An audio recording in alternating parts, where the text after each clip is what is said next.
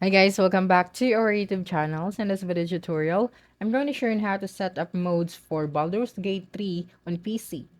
So first is you have to ensure you update the game to the latest version. To do that, right click in the Baldur's Gate 3 and go to Properties. Here, click on the updates to check the game version. As of writing the article, the Baldur's Gate last received an update on August 12, 2023.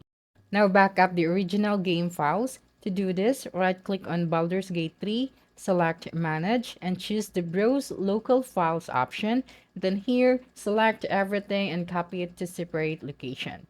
Finally, make sure you make a separate save files that does not use the modes. Do this before you install the modes for Baldur's Gate 3. So now install the Baldur's Gate 3 modes using Vortex. Head over to the Nexus Mode website and download Vortex.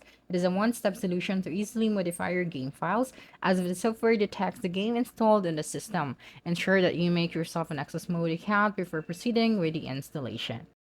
Next is to install the Vortex on your PC and run it. At the first time launch, the launcher will ask you to search the game. Search for Baldur's Gate 3 and select the game, and then click on Manage. Vortex will then ask you to whether you want to install Divine Tool. This is a third-party mode tool that allows you to modify Baldur's Gate 3. Click on the download and carry on with the installation. So now head back to the Nexus Modes website and open the Baldur's Gate 3 mode you wish to install. Then finally, when you install any modes directly from Nexus Modes, the browser will prompt you to open the Vortex Mode Manager.